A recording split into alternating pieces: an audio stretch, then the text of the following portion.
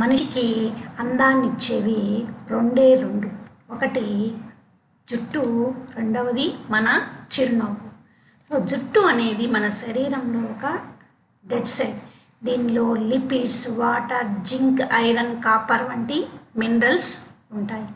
మెయిన్గా మన జుట్టులో కెరాటిన్ అనే ప్రోటీన్ ఉంటుంది. ఈ ప్రోటీన్ ఏం చేస్తుంది, మన ఎయిర్ని ఎన్విరాన్మెంట్ నుంచి మనల్ని ప్రొటెక్ట్ చేస్తుంది. ఈ కెరాటిన్ వచ్చేసి ఒక స్టెమ్ లాగా మనకి ఎయిర్కి యాక్ట్ చేస్తుంది అనమాట. ఈ హీట్ నుంచి, యూవీ రేస్ నుంచి, మన కెమికల్ ప్రాసెస్ నుంచి, పొల్యూషన్ నుంచి ఈ కెరాటిన్ అనేది మన హెయిర్ని ప్రొటెక్ట్ చేస్తుంది. మరి రెండవది మనిషికి అందాన్ని ఇచ్చేది చిరునవ్వు. మరి ఈ హెయిర్కి ఈ చిరునవ్వుకి ఉన్నటువంటి రిలేషన్ ఏంటి? ఈ మన టూత్లో ఒక ఎనామిల్ అనేది ఉంటుందన్నమాట.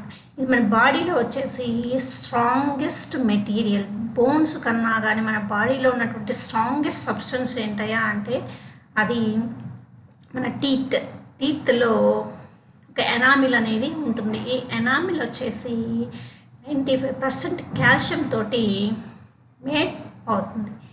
ఈ ఎనామిల్లో వచ్చేసి కెరాటిన్ అనేది ఉంటుందన్నమాట. ఈ కెరాటిన్ ఏం చేస్తుంది, జుట్టులో ఉన్నటువంటి కెరాటిన్ ఎలాగైతే జుట్టుని ప్రొటెక్ట్ చేస్తుందో మనకి ఈ టీత్లో ఉన్నటువంటి ఎనామిల్లో ఉన్న కెరాటిన్ కూడా మన టీత్ని ప్రొటెక్ట్ చేస్తుంది. దంతక్షేమం అవ్వకుండా ప్రొటెక్ట్ చేస్తుంది అన్నమాట.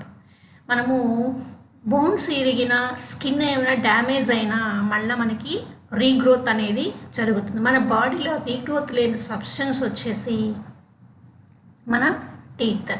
మరి మనము జుట్టుకి ఇచ్చినటువంటి ఇంపార్టెన్స్, టీత్కి ఇచ్చినటువంటి ఇంపార్టెన్స్ మన శరీరంలో మనకి ఏ భాగానికి మనము ఇవ్వం.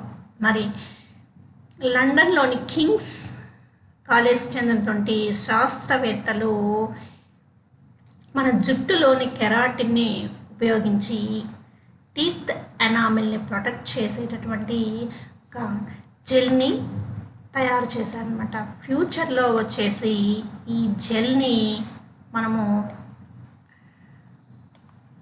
టూత్ ఎనామిల్ రీగ్రోత్కి మనము ఉపయోగించబోతున్నాం.